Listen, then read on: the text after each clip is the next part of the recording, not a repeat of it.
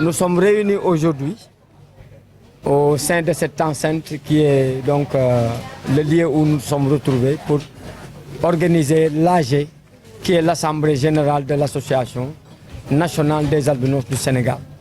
Et la particularité est qu'aujourd'hui, nous avons salué la présence de tous les délégués régionaux et de l'ensemble donc des membres qui sont venus assister à cette AG.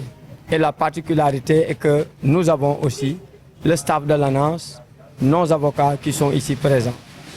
Merci.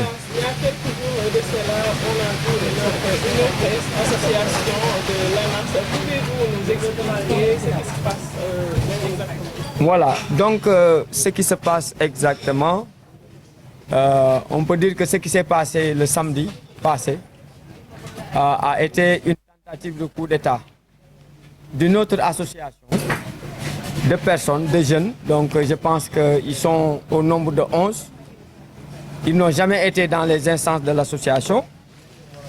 Et je pense que les preuves sont là. C'était une bande de jeunes qui se nommait Fédération nationale des albinos du Sénégal. J'ai ici les documents qui le prouvent, qui sont là. Ils sont nommés Fédération nationale des albinos du Sénégal. Donc à ma forte surprise, moi j'étais hospitalisé à l'hôpital. J'ai fait presque à peu près 18 jours. Et ce samedi-là, par la grâce de Dieu, j'étais entre la vie et la mort.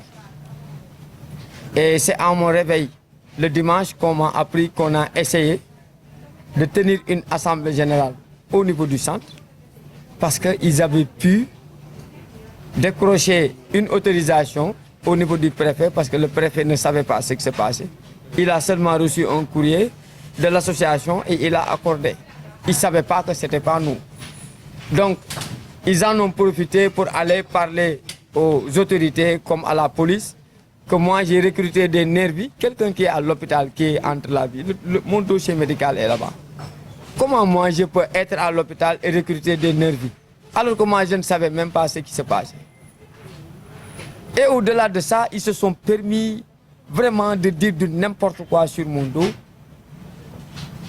Une personne qui fait partie d'une autre organisation dénommée Fédération nationale des albinos. Comment tu peux venir renouveler l'Association nationale des albinos alors que tu n'es même pas membre? C'est ça qui a surpris tout le monde.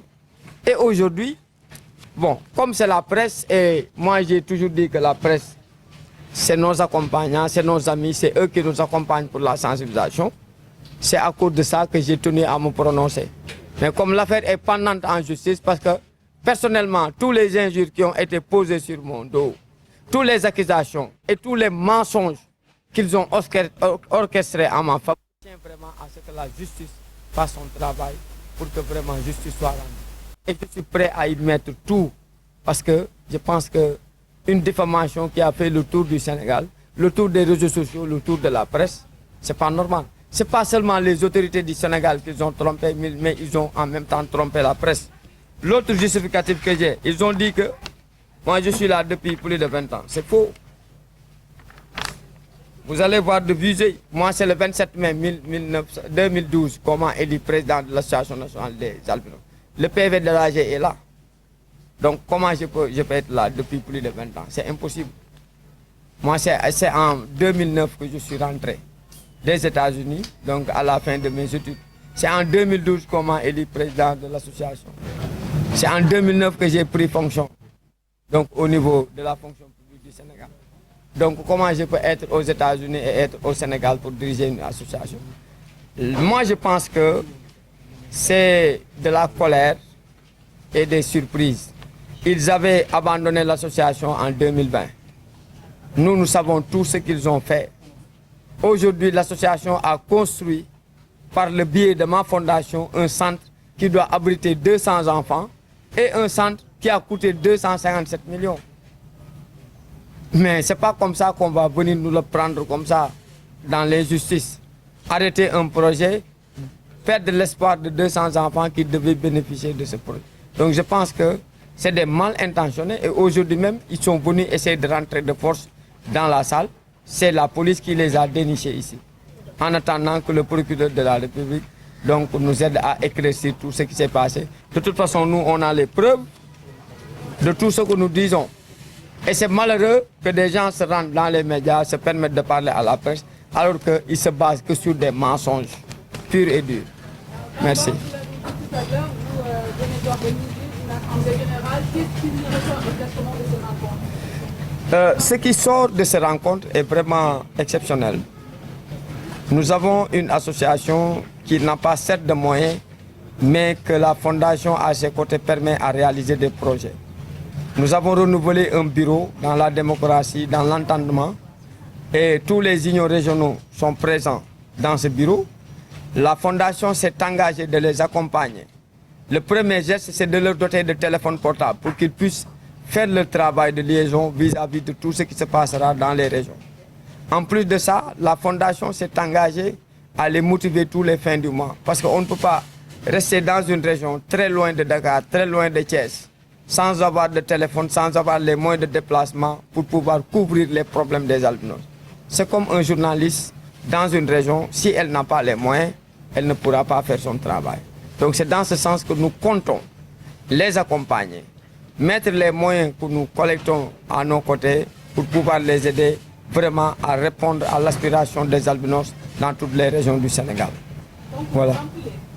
Oui, je remplis et je remercie le bon Dieu parce que je pense que mon programme a été positif. Une association qui ne bénéficie que de 300 000 francs de l'État par subvention a permis à réaliser des programmes, des projets de plus de 440 millions. Je pense que ça, c'est un succès. Et ça a redonné la confiance aux albinos qui m'ont élu par acclamation et qui m'ont choisi pour les 5 prochaines années, donc à réaliser d'autres projets, à réussir l'insertion, l'intégration, la prise en compte et la considération des albinos au Sénégal.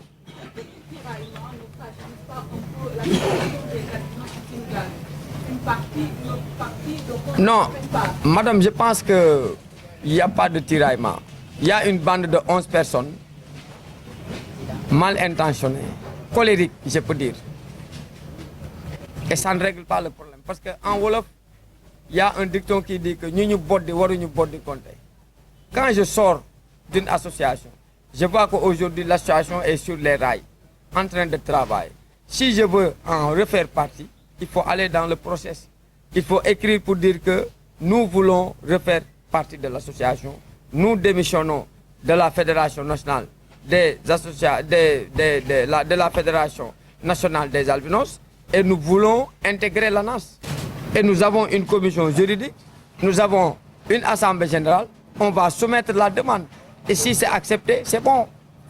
Mais on ne vient pas induire les autorités en erreur, leur donner des mensonges, donner à la presse des mensonges et venir récupérer un centre qu'on n'a pas travaillé, qu'on n'a pas construit, que des gens ont souffert plus de 10 ans pour chercher des partenaires pour le mettre en œuvre.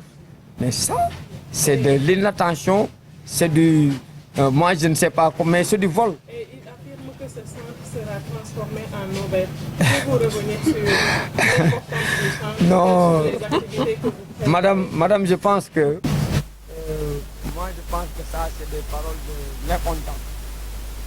Mais un partenaire qui finance un projet. Je vous ai montré les documents. Tous les rapports de construction sont envoyés tous les fins du mois aux partenaires. Qui valident et qui vérifient la véracité de tout ce qui est envoyé, avec des factures en bonne et due forme. Première chose. Deuxième chose, le centre sera un auberge pour les 200 albinos, parce qu'ils vont, comment dirais-je, habiter là-bas. Ce sera un auberge pour les 200 albinos, mais pas un auberge de passage pour des gens. Le centre reste un centre communautaire pour les albinos et les non-albinos. Parce que dans le quartier de Sampaté, le quartier de Sampaté fait partie des quartiers les plus pauvres de la région de Thiès. Vous allez là-bas, vous voyez plus de 1000 enfants égarés dans les rues.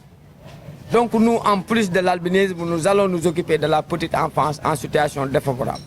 Pour ne pas mettre les albinos en quarantaine. Ce que nous voulons, c'est réussir le pari de l'inclusion. Quand on n'est pas intelligent, on dit des bobards, on trompe tout le monde, mais on ne peut pas tromper les Sénégalais.